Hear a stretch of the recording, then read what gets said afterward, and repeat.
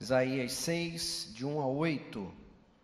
No ano da morte do rei Uzias, eu vi o Senhor, assentado sobre um alto e sublime trono, e as abas de suas vestes enchiam o templo. Serafins estavam por cima dele, cada um tinha 6 asas, com 2 cobria o rosto, com 2 cobria os seus pés, e com 2 voava.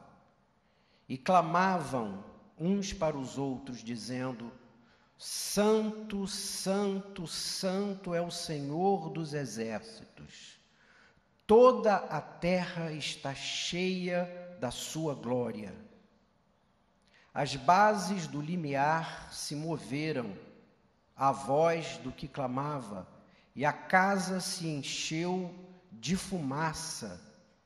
Então disse eu: ai de mim, estou perdido, porque sou um homem de lábios impuros e habito no meio de um povo de impuros lábios, e os meus olhos viram o Rei, o Senhor dos exércitos. Então um dos serafins voou para mim, trazendo na mão uma brasa viva que tirara do altar com uma tenaz. Com a brasa tocou a minha boca e disse: eis que ela tocou os teus lábios, a tua iniquidade foi tirada e perdoado o teu pecado. Depois disto, ouvi a voz do Senhor que dizia: a quem enviarei? Quem há de ir por nós? Disse eu: eis-me aqui, envia-me a mim. Quero destacar o primeiro verso e a primeira sentença do primeiro verso. No ano da morte do rei Uzias, eu vi o Senhor. Senhor, nós estamos aqui nessa noite para te ver. Queremos um encontro, Senhor. Já estamos tendo um encontro contigo. Queremos mais. Queremos mais, Senhor, de ti nessa noite. Queremos que esse ambiente seja cheio do Espírito Santo de Deus. Que a glória do Senhor encha esse lugar. Que aqui haja louvor, que aqui haja fumaça do incenso, do clamor e das orações. Cria, Senhor, nessa hora um ambiente propício para que o teu Espírito ministre sobre nós. Tem misericórdia de mim, toca nos meus lábios com brasa do teu altar e derrama sobre mim nessa hora sabedoria na palavra e unção. Abençoa o teu povo com um coração atento e aberto, em nome de Jesus. Amém. Esse texto é um texto-chave na profecia de Isaías, porque ele nos conta do chamado de Isaías. Aqui nesse texto, Isaías está apresentando as suas credenciais de profeta. Fala do momento em que foi chamado e da autoridade que recebeu para ministrar como profeta. O texto está colocado logo no início, capítulo 6, mas faz parte de um bloco dos 12 primeiros capítulos, onde, para quem já leu, quem quer reler e vai reler esse livro, nesses 12 primeiros capítulos, Isaías traz palavras muito fortes, muito duras, de repreensão e de exortação, de crítica e de juízo, em especial sobre o próprio povo dele, o povo de Judá.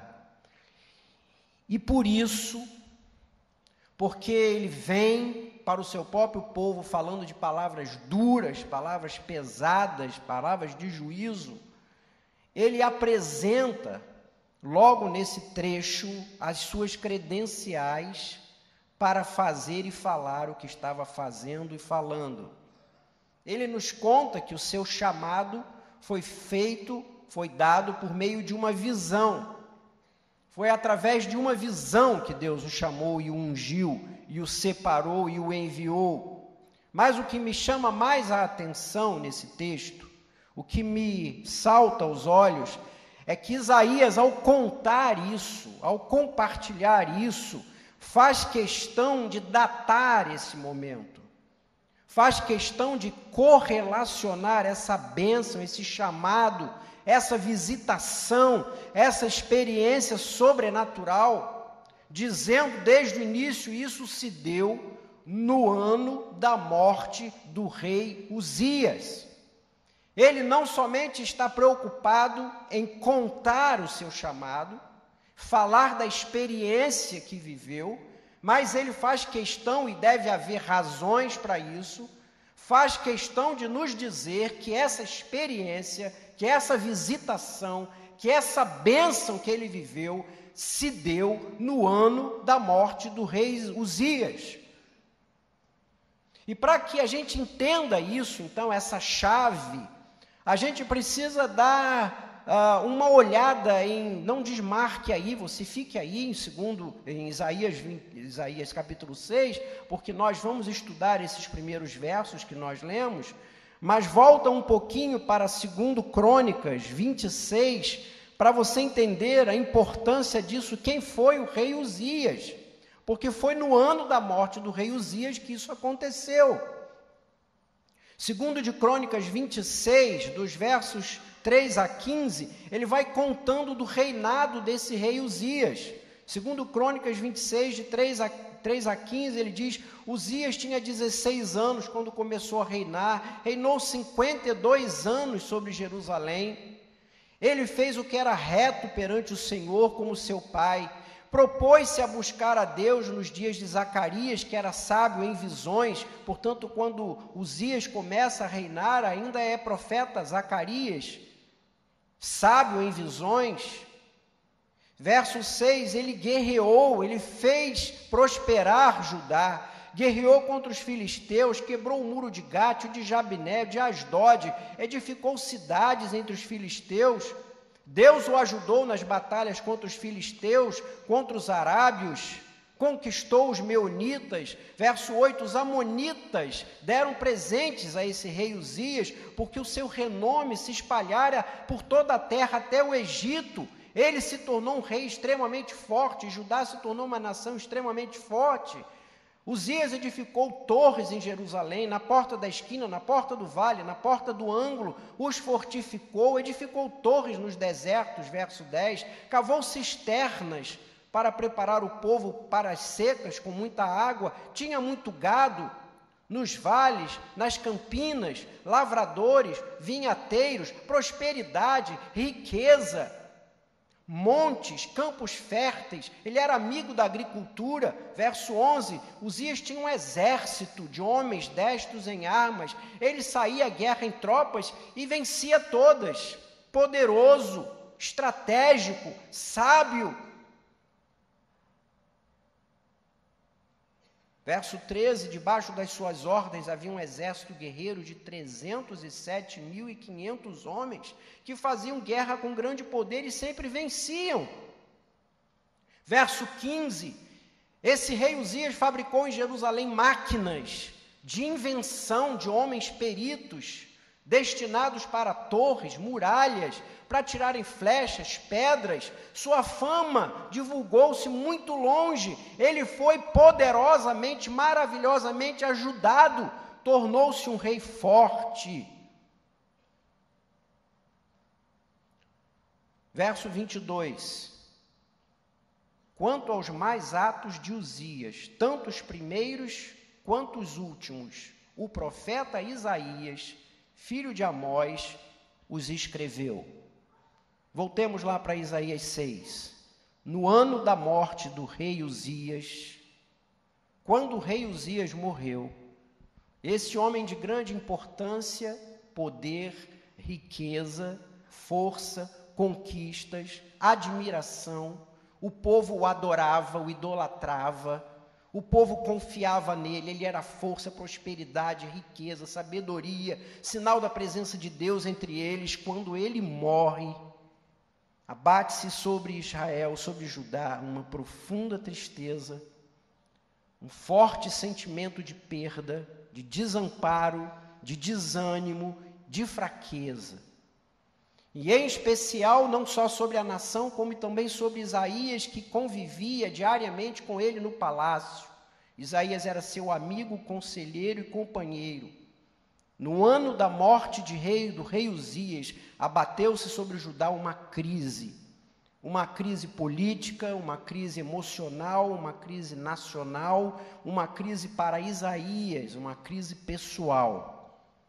O trono estava vazio. E é no meio dessa crise que acontece o trecho que acabamos de ler.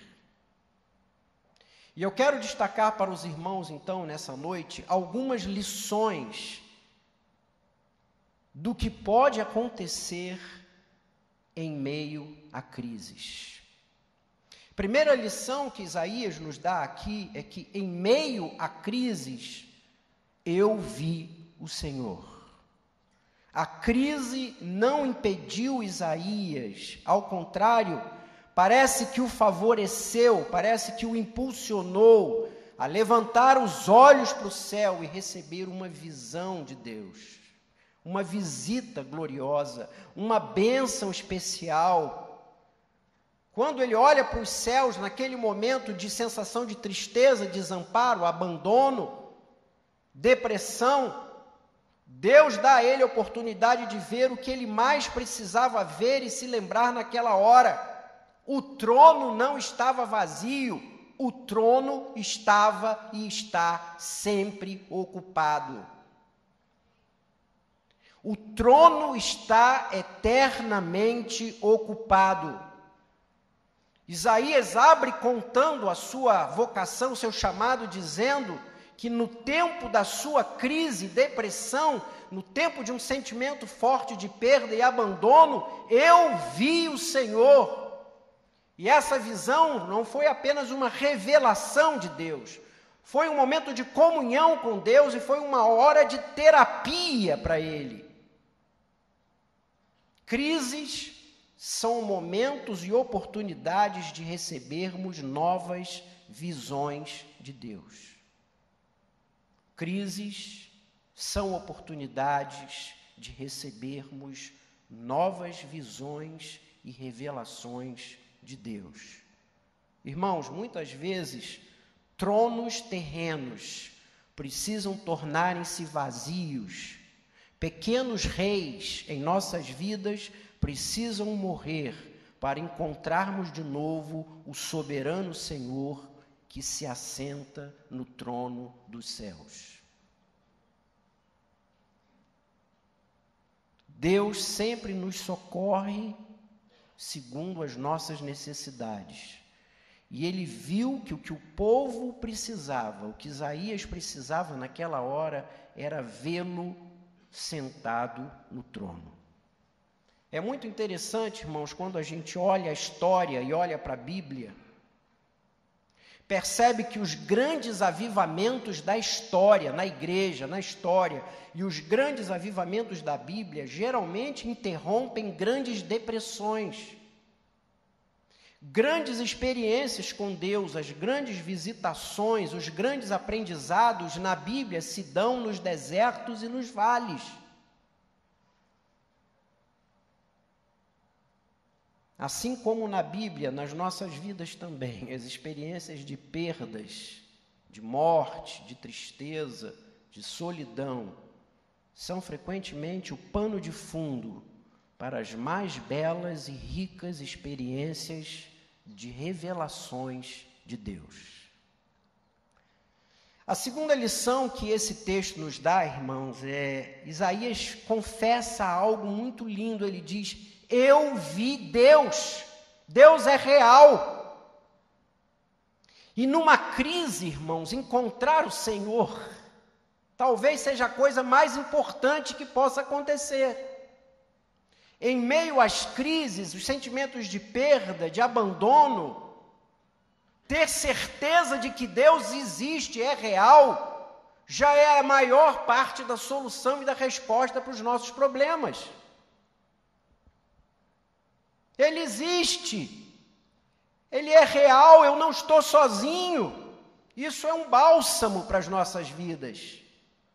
Muitas vezes, nossos problemas, nossas crises acabam somente pelo fato de termos a consciência de um encontro com Deus e a certeza de que Deus é real, que Deus existe mesmo, que Deus não é alguém abstrato, filosófico. Aqui nesse texto se estabelece não só uma visão, mas vai se estabelecer um diálogo, mostrando que a presença de Deus, a realidade de Deus, não era fruto de uma imaginação adoecida, carente, de alguém que estava vivendo um momento emocional meio complicado e que começou a sonhar, pensar. Na verdade, ele encontra-se com o Senhor. Deus de verdade está ali, não é algo subjetivo, é alguém que está ali presente. Estabelece-se um diálogo, há uma convicção, e ele nota que esse Deus é um Deus transcendente. E essa é a terceira lição que eu encontro aqui nesse texto. Isaías vê o Senhor, mas vê o Senhor um Senhor transcendente.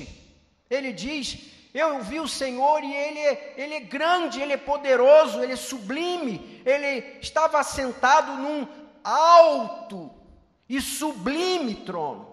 Na visão que ele tem de um Deus real, na visão que ele recebe de Deus, ele não vê apenas Deus sentado num trono. Ele descreve que o que ele vê é uma visão transcendente, sublime, majestosa, incomparável.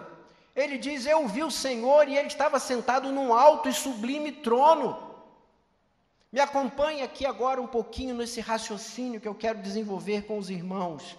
Nós hoje, cristãos evangélicos, estamos sendo de uma certa forma, assim, imperceptivelmente envolvido com um sofisma. Sofisma é aquele engano que vem com uma aparência de verdade. Nós sabemos que Deus é transcendente, Deus é imanente, Deus está acima, Deus é superior, mas Deus está aqui, Deus está conosco, Deus está em todos os lugares, Deus está nos acompanhando. Nós, cristãos evangélicos, temos focado, temos desenvolvido uma relação com Deus apenas com esse Deus imanente, esse Deus que está envolvido conosco, que está aqui ao nosso alcance, que se revela no dia a dia, que se revela nas coisas, que se revela nas pessoas, que se revela nas experiências. Esse Deus que nós chamamos o Deus imanente, o Deus que está aqui ao nosso alcance, que desenvolve uma relação conosco. E esse Deus acaba se tornando tão nosso íntimo, tão nosso companheiro, que lenta e sutilmente vamos desenvolvendo um certo costume, uma certa intimidade utilitarista. Ou seja, esse Deus imanente é um Deus que está aqui ao meu alcance a qualquer momento e a qualquer hora. É quase que, vou usar uma expressão forte, um garoto de recados ou alguém que está aqui à disposição para me ajudar e resolver as minhas coisas. Acontece que, se é verdade que Deus é imanente, ou seja, que Deus está aqui, que Deus está ao nosso alcance, que Deus se revela para nós, que Deus se revela na natureza, que Deus se revela por meio de experiências, é da mesma forma e na mesma intensidade e verdade que Deus é transcendente. Isso significa que Deus é muito grande, que Deus é muito forte, que Deus é majestoso, que Deus é sublime, que Deus é sagrado, que Deus é diferente, que há nele coisas que não estão totalmente reveladas nas nossas experiências, na natureza e no nosso dia a dia.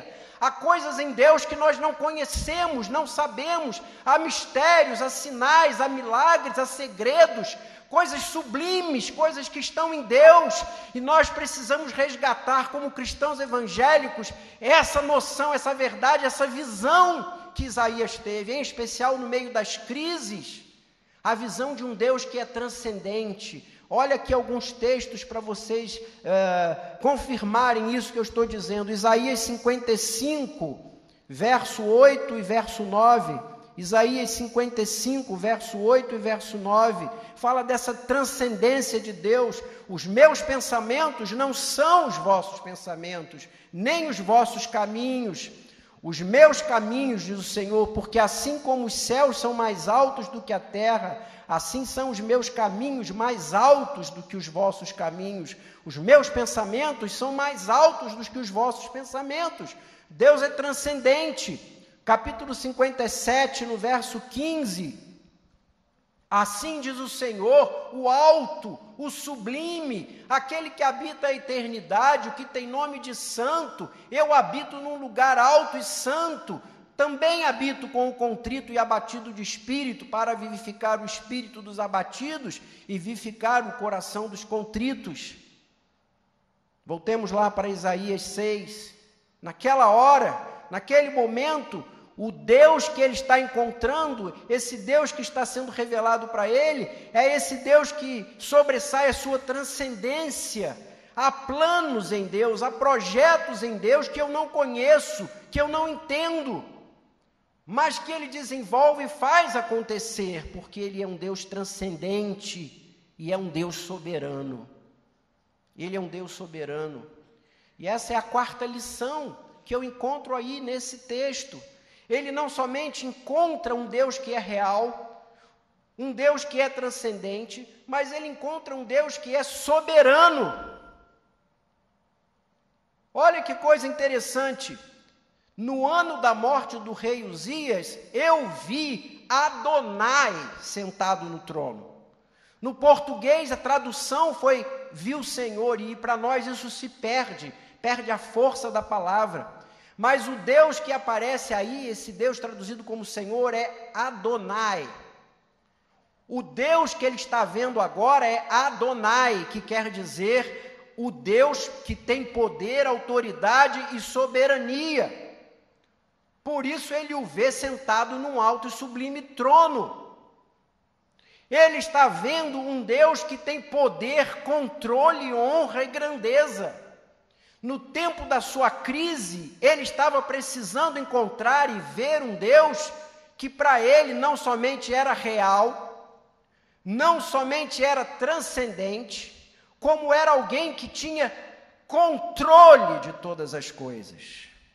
Em meio às nossas crises, quando tudo vai mal, e parece que quanto mais mal vão as coisas, temos a necessidade de encontrar Deus, um Deus real, um Deus maravilhoso e transcendente, mas acima de tudo, nossas crises nos fazem necessário encontrar o Deus que é soberano, poderoso, que tem nas mãos o controle de todas as coisas. Aquele Deus que tem nas mãos e exerce a sua providência, cujo poder que tem está posto em ação para que ele consiga realizar tudo o que ele quer realizar. E a palavra diz que a sua vontade é perfeita, que mais? Boa e agradável. Portanto, ser soberano significa que não somente ele é Deus, que não somente ele é majestoso e transcendental, como ele está agindo, trabalhando e guiando todas as coisas para alcançar o melhor fim da sua vontade. O melhor fim da sua vontade para nós é que ela é boa, perfeita e agradável. Isso é ótimo para ouvir quando estamos em crises.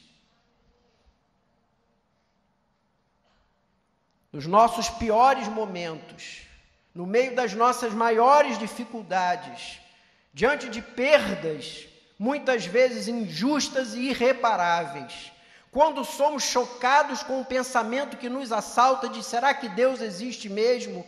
Será que Deus está olhando para mim? Será que Ele está tomando conta de todas as coisas? É nessas horas que precisamos ver Adonai.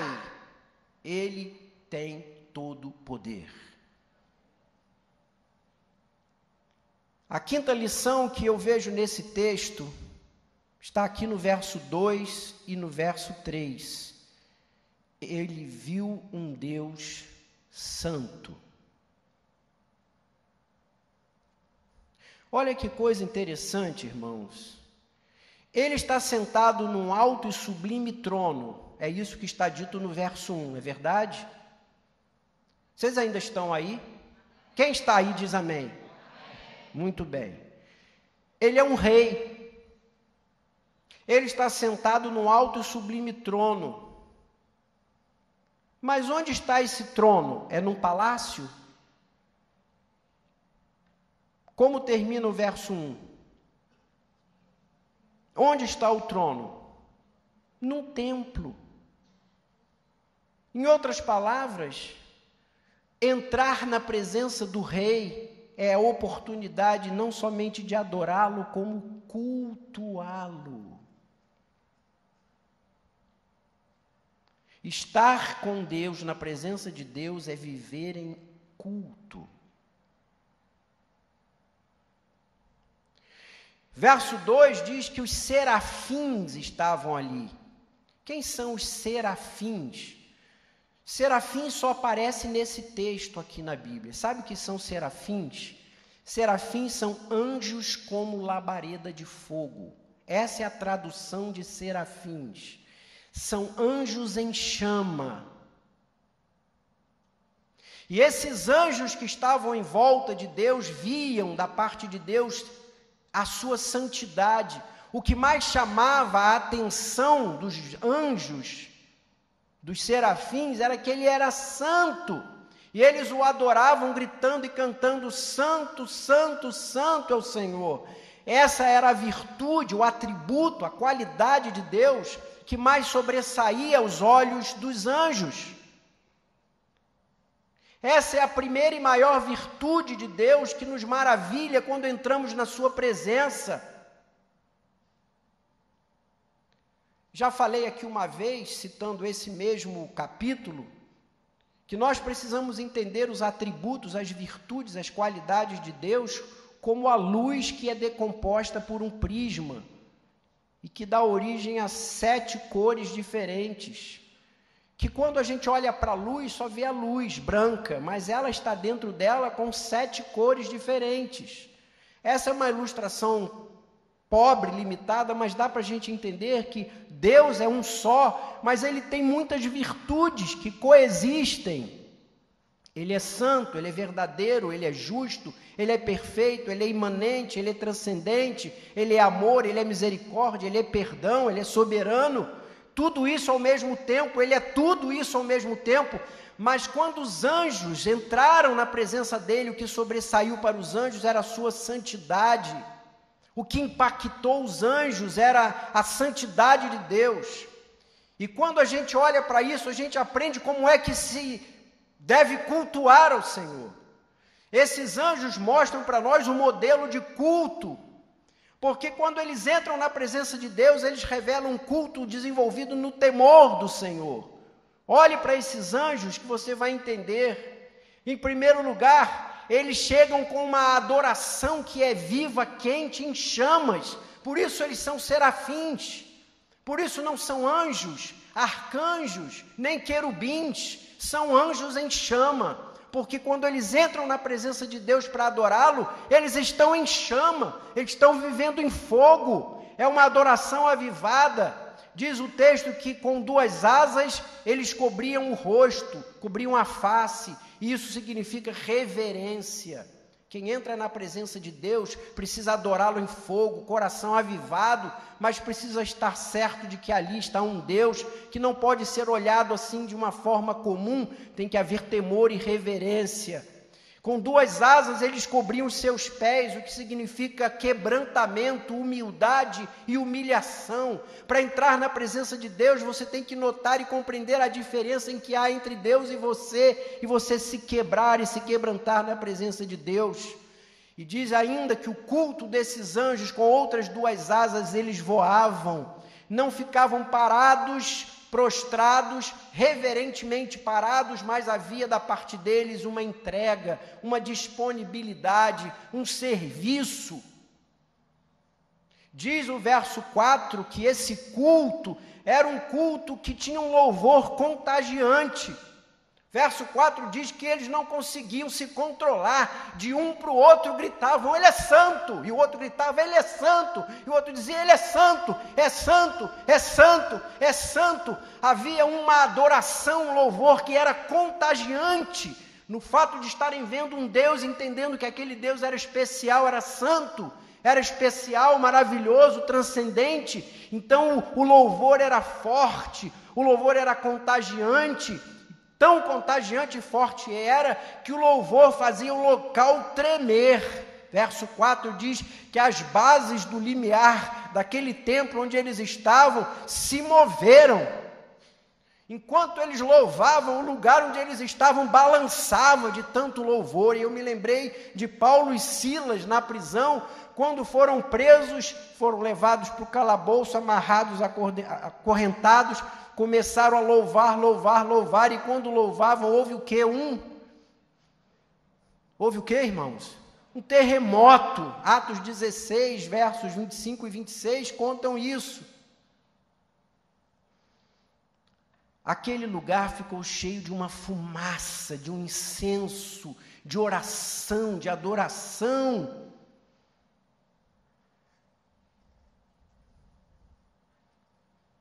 Louvor liberta, louvor quebra correntes, louvor faz as coisas tremerem, coisas bem estabelecidas caem, limiares, portas, batentes, coisas que são tidas e havidas como fortes e resistentes, na presença de um Deus louvado e adorado, aquilo treme.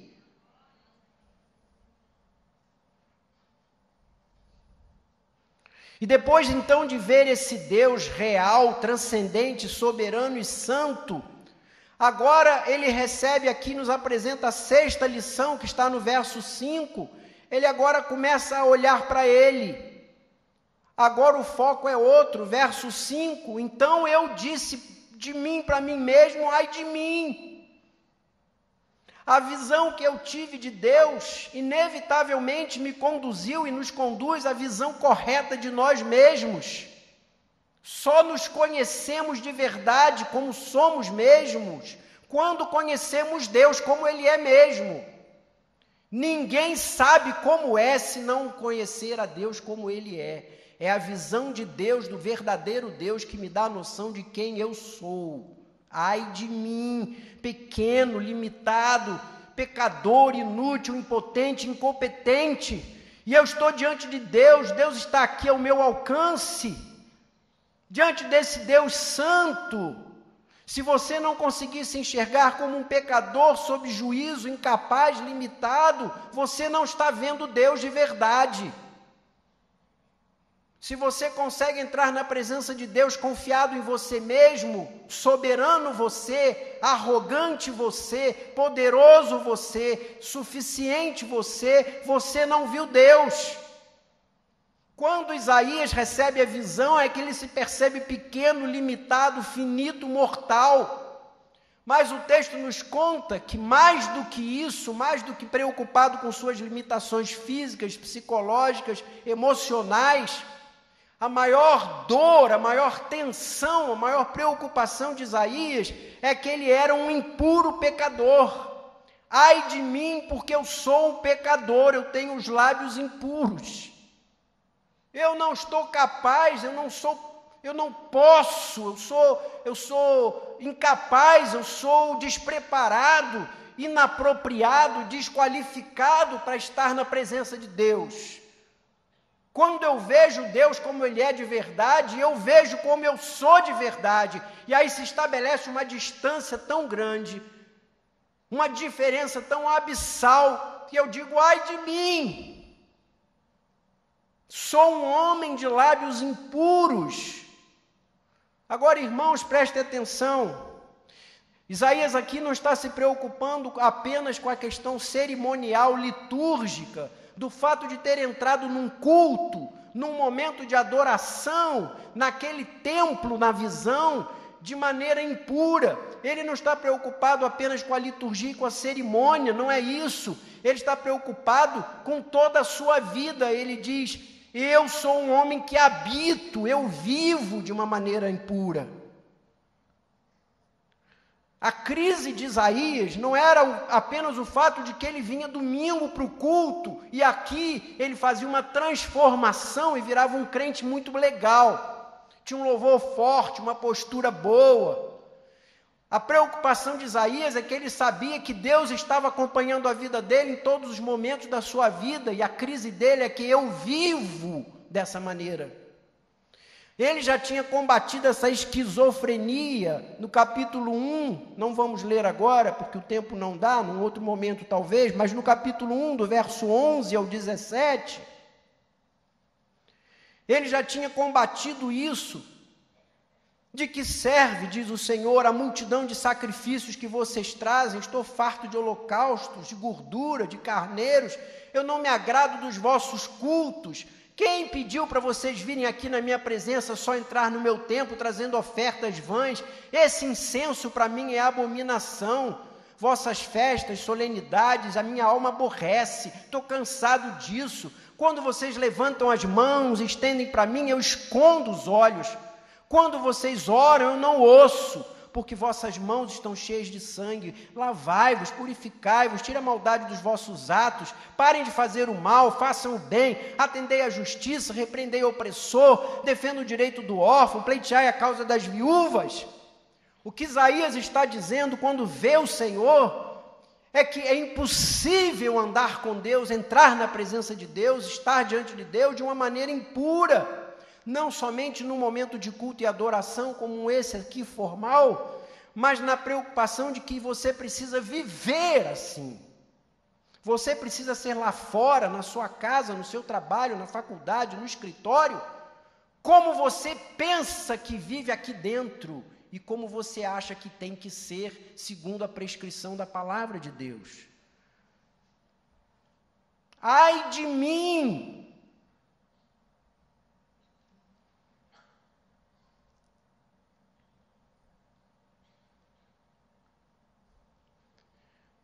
O que choca, acho que o que causa isso, irmãos, é que nós vamos desenvolvendo uma visão parcial de Deus, vamos enxergando em Deus apenas aquilo que nos agrada ou nos satisfaz.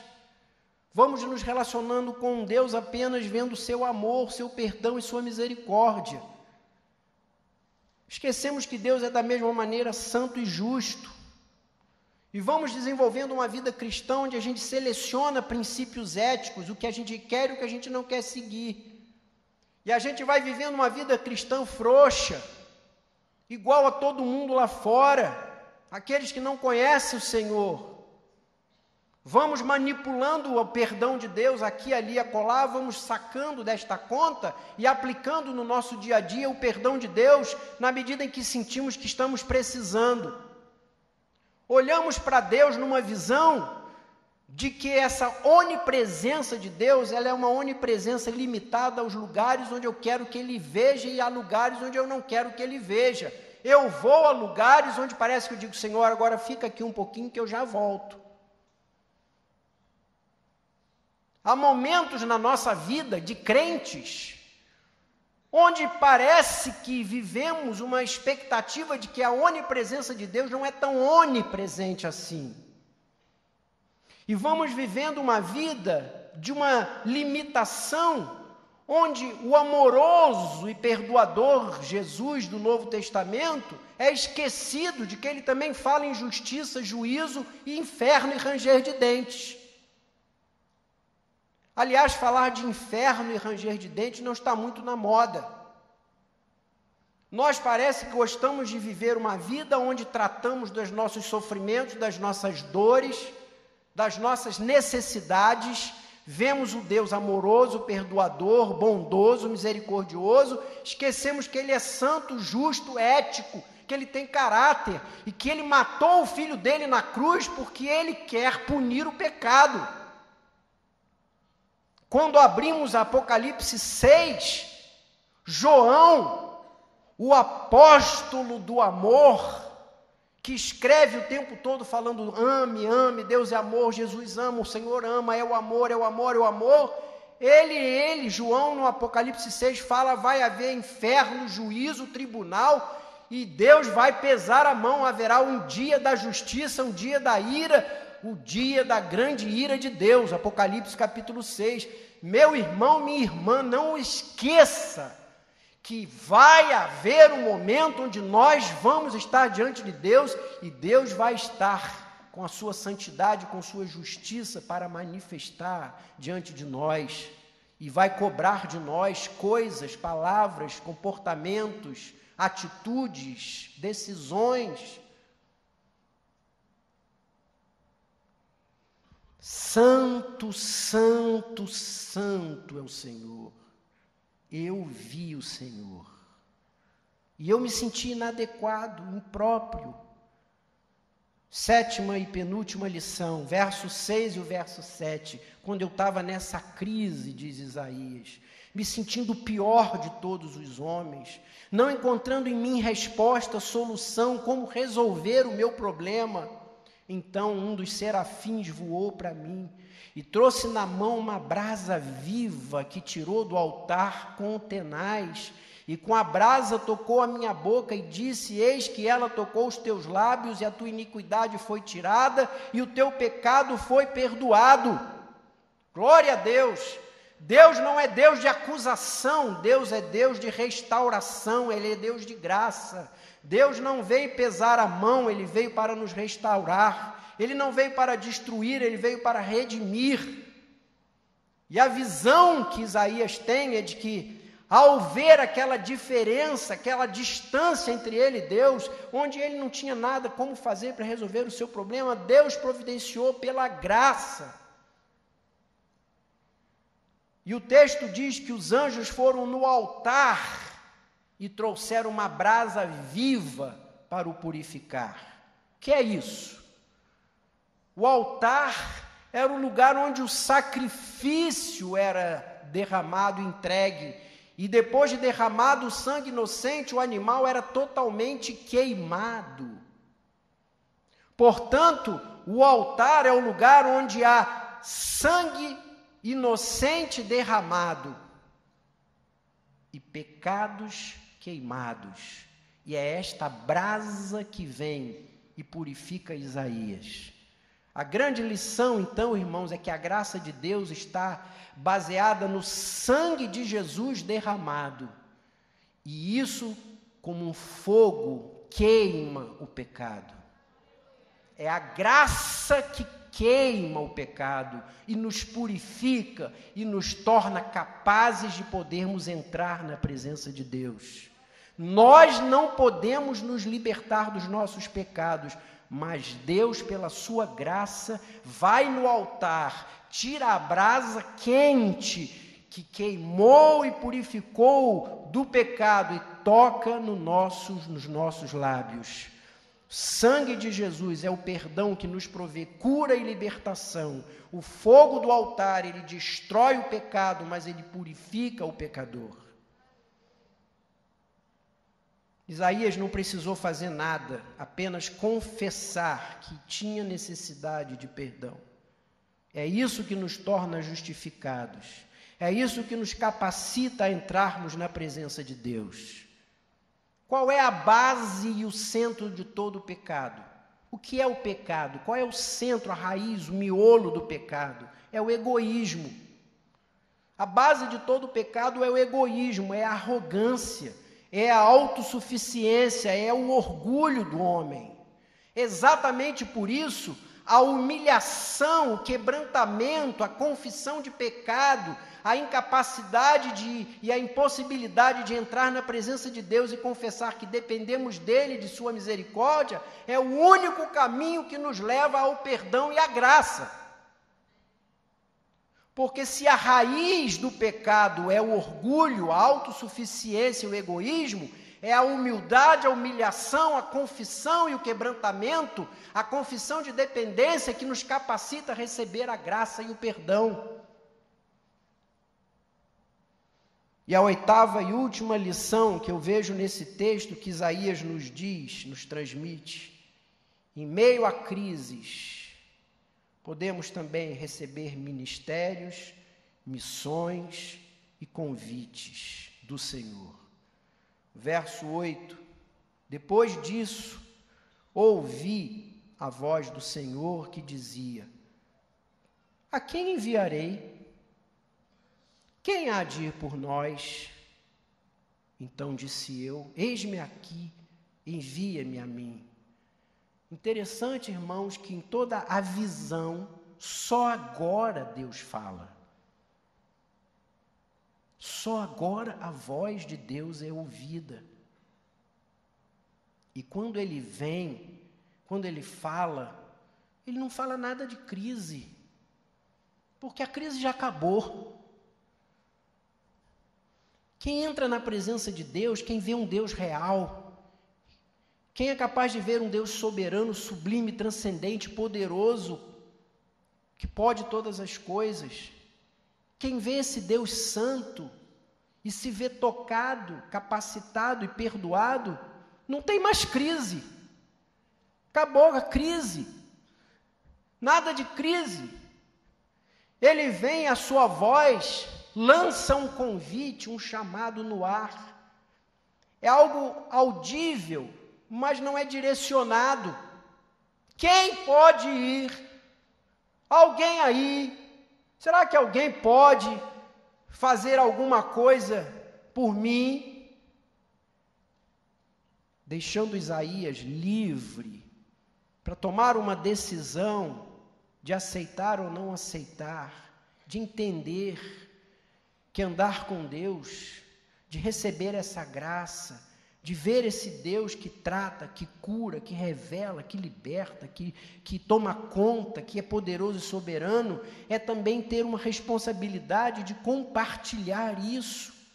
Depois de visitado, purificado, consciente do que lhe aconteceu, daquela dor profunda que o conduziu ao encontro com Deus, que ele viu ser real, transcendente, soberano, depois que viu que ele pessoalmente era impossibilitado, mas foi suprido por graça, sem que houvesse nada da parte dele, nenhuma participação, nem mérito pessoal, depois que ele entendeu tudo isso, então ele estava pronto agora para ser ministro, evangelista e ser o embaixador. Quando ele viu que ele não era melhor do que ninguém, quando ele não tinha virtudes acima de ninguém, quando ele era igual a todo mundo, mas havia um Deus poderoso, soberano, transcendente, perdoador, que há brasa suficiente no altar para tocar em todos os lábios de todo aquele que se prostrar na presença de Deus. Então ele diz: eu vou, eis-me aqui, envia-me a mim. Não tenho mais crise, que perda, que nada, eu tenho é tudo. A vontade de Deus é suficiente, agradável, perfeita, eu estou nessa,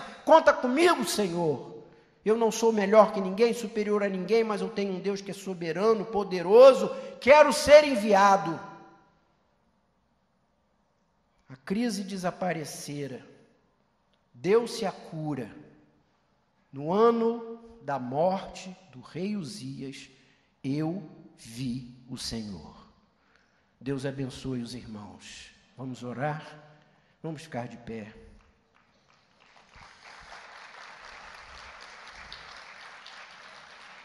Vamos orar, irmãos. Pastor Theo já orou no início deste culto, já ministrou libertação, resposta.